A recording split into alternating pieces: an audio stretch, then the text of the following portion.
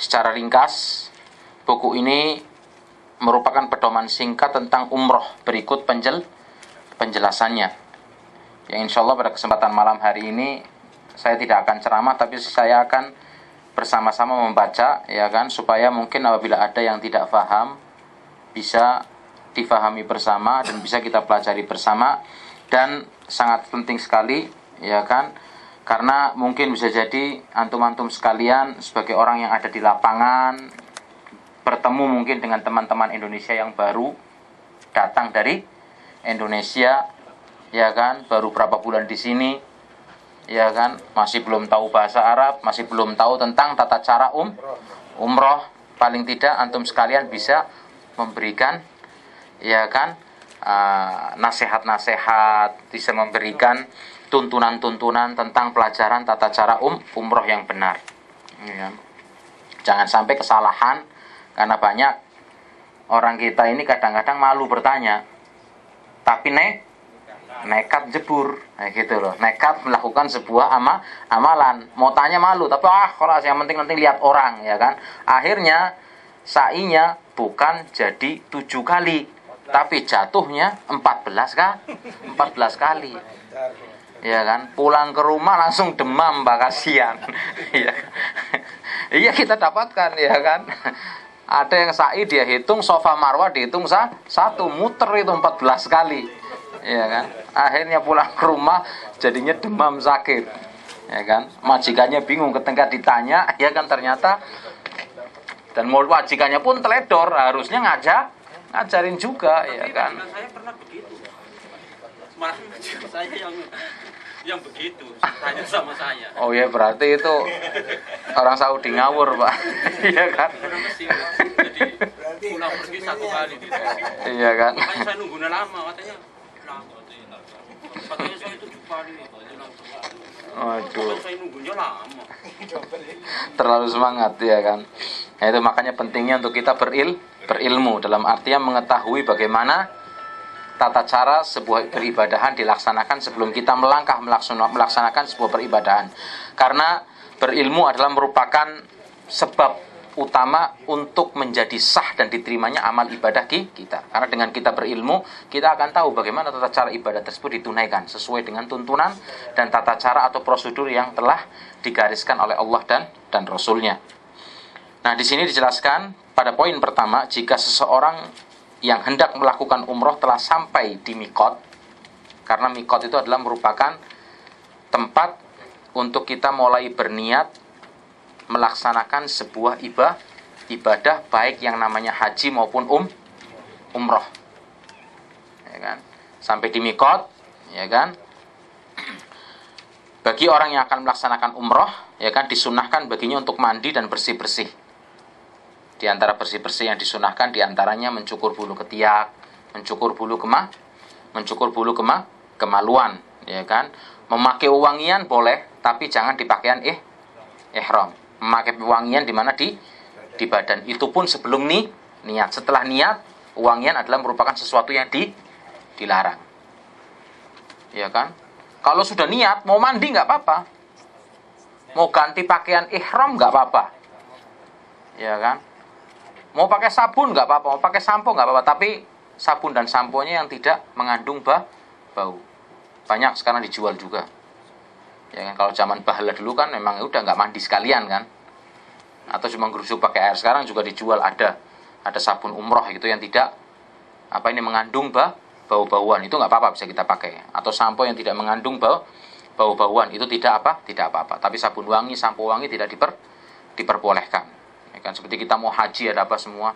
Ada orang haji yang ragu-ragu, wah nggak berani mengganti pakaian ihram. Mengganti pakaian ihram dengan pakaian ihram lagi nggak apa-apa. Istilahnya bawa serep begitu ya. Ya kan, bawa istibnah. Ya kan, bawa ganti, ya gitu. Terus kita ganti dengan pakaian ihram lagi tidak apa-apa. Atau mau mandi bersihkan diri juga tidak apa-apa. Ya kan, tapi pakai sabun ataupun sampo yang tidak mengandung bau. Atau memakai obat ketiak juga nggak apa-apa, tapi yang tidak mengandung bau itu tidak apa-apa. Nah, bersih-bersih di mikot ada apa semua, ya kan. Adapun kalau kita ini orang Jeddah ini kan kita sudah di dalam mikot. Maka kita berniat dari tempat kita berada. Karena disebutkan dalam hadis Nabi, hunna lahunna waliman ata alaihinna min ghairi ahlihinna. Mikot-mikot tersebut, ya kan, bagi orang yang tinggal di area mikot tersebut, dan bagi orang yang datang dari arah mikot tersebut selain dari penduduk mikot tersebut. Faman kana duna dzalik, atau kama qala Rasul sallallahu alaihi wasallam, ya kan, adapun orang-orang yang tinggalnya di dalam mikot setelah mikot, ya kan, maka dia berniatnya dari dalam atau dari tempat tinggal masing-masing, ya kan. Sampai orang Mekah pun kalau mau haji berangkat langsung dari rumahnya, kecuali kalau mau umroh maka ke tanah halal dulu baru masuk lagi dalam keadaan sudah berihram. Nah, mandi bersih-bersih. Demikian juga halnya dengan wanita, meskipun mereka sedang dalam keadaan haid ataupun nifas, tetap disunahkan untuk mandi dan bersih-bersih, ya kan. Cuma saja mereka tidak boleh ikut tawaf di rumah Allah atau di Baitullah sampai suci dan mandi hadas besar, ya kan, baginya.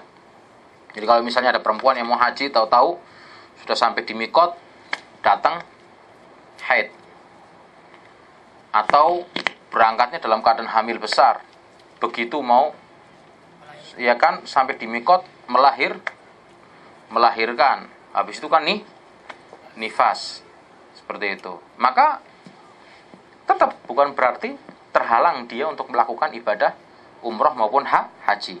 Kalau haji lakukan segala sesuatu kecuali tawaf. Tawafnya nunggu nanti.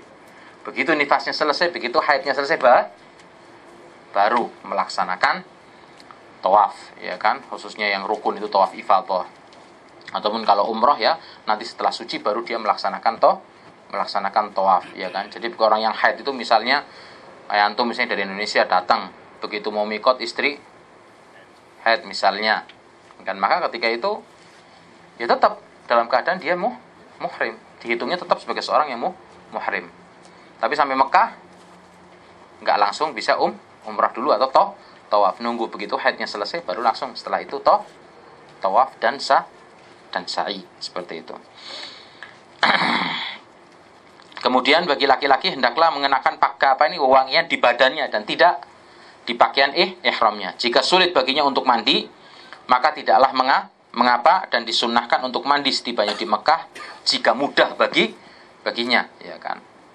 Mandi, membersihkan diri itu sifatnya sunnah, ya kan. Lebih bagus kita dalam keadaan bersih, suci, dalam keadaan, ya kan, istilahnya mau ibadah kepada Allah ini seger gitu loh, ya kan, seperti itu.